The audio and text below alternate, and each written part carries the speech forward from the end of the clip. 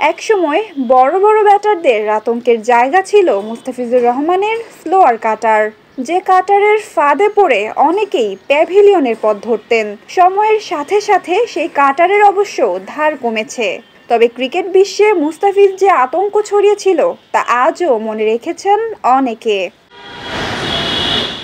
সম্প্রতি ESPN ক্রিকইনফোর একটি সাক্ষাৎকারে মুস্তাফিজুর রহমানকে নিয়ে টম মুডির কিছু কথায় বেশ আলোচনা হচ্ছে। 2016 সালে প্রথমবার IPL খেলতে গিয়ে ভাষা নিয়ে বিপদে পড়েছিলেন এই পেসার। ইংলিশ না জানায় কোচ মাঠে অধিনায়কের সাথে যোগাযোগে সমস্যা হয়েছিল মুস্তাফিজের। ইশারা ইঙ্গিতে কথা বলতে গিয়ে বেশ কয়েকবার ভুল বোঝাবুঝিও হয়েছে। তবে ইংলিশ ভীতি মুস্তাফিজের জন্য বাধা হয়ে দাঁড়াতে পারেনি। সেই আসরে মুস্তাফিজ 16 ম্যাচে শিকার করেছিলেন 17 উইকেট।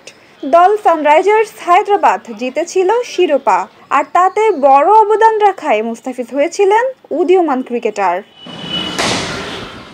এদিকে এবারের IPL PSL-এ দল পাননি ফিজ। কোনো খেলোয়াড়ের ইনজুরিতে IPL-এ সুযোগ পাওয়ার কথা উঠলেও সেই সম্ভাবনা এখন নেই বললেই চলে।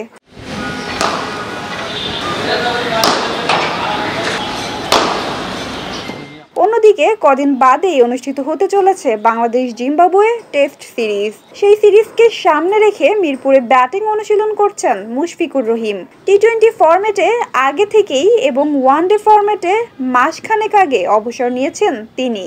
বর্তমানে খেলছেন শুধু টেস্ট ক্রিকেটটাই। জিম্বাবুয়ের বিপক্ষে টেস্ট খেলার জন্য তাই প্রস্তুতি নিতে মাঠে ঘাম ঝরাচ্ছেন এই ব্যাটার। বাংলাদেশ টেস্ট দলের এখনও গুরুত্বপূর্ণ সদস্য মুশফিক।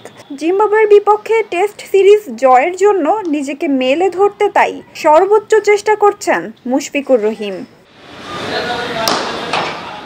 নাজিফা তাসনিম, ক্রিকেট 97। দেশ জুড়ে তোলপাড় ওয়ালটন ফ্রিজ কিনে আপনিও হয়ে যেতে পারেন মিলেনিয়ার।